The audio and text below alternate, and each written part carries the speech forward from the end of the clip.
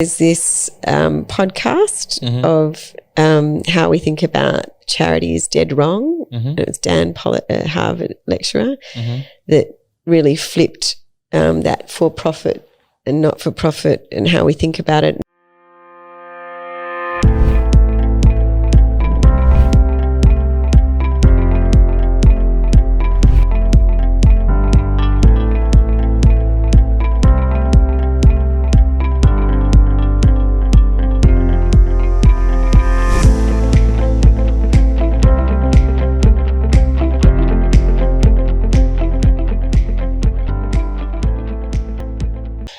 And because you are engaging with multiple stakeholders and everybody has their own agenda and own purpose and the individual purpose versus organizational purpose and the alignment of one single goal of what you are trying to achieve with Special Olympics and this event specifically.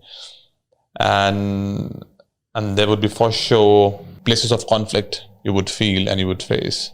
I don't know whether you have or you haven't. It's just good if you haven't. But if you have, could you share any instances? Yeah. I wouldn't say places of conflict. I think that because it is about, like, it's rooted in humanity and how sport breaks barriers because you play sport together, you get off and then you're connected as humans. And people generally, once they're aware of what the opportunity is, there's a bit of an education process. And, you know, Tim Shriver, the global chair, flipped it in a video he did for us and said, if you don't, you know. And he actually, you know, said, you know what Special Olympics is. You have athletes, they compete globally. And it really is that if you don't know, you should know, or you better go find out, which is empowering. Yeah. But I think it doesn't create conflict because it is, even though it's serving, you know, the most marginalised and humble, it's that rising tide. If you do that, you capture everyone. So rising tide lifts everybody, every ship.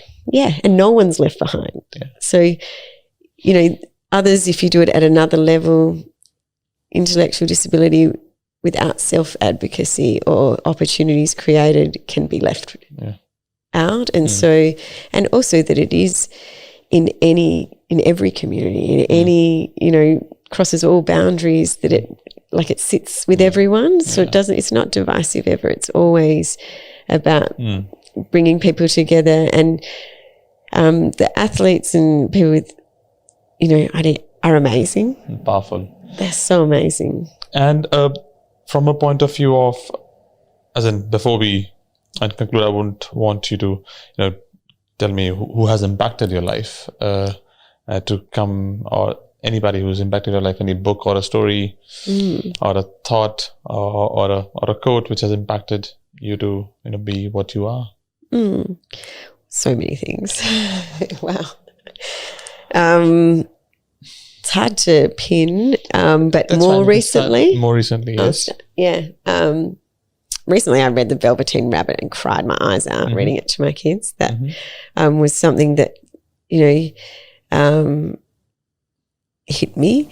And then there's this podcast of how we think about charity is dead wrong. It's Dan Pollitt, a Harvard lecturer, that really flipped that for-profit and not-for-profit and how we think about it and how we should be applying the same investment to purpose as we do to profit. And that global space is evolving, which is really exciting time to be in it, a part of it. There also I'm trying to think what the book is called, and it's about we're no longer, it's probably called Welfare State, that we're no longer welfare, we're about building capability. So the shift has changed from like post-war needing rations for food to everyone having mobile phones and devices, but how do you invest in capability so people can live well are things that have, you know, I think shaped my work into this space, recommended to me by amazing people that are still, you know, or that are big parts of the journey.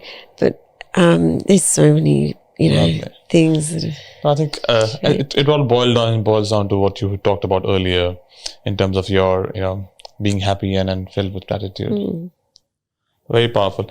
Thanks for sharing your views and insights. Thank you for having me. Thank you.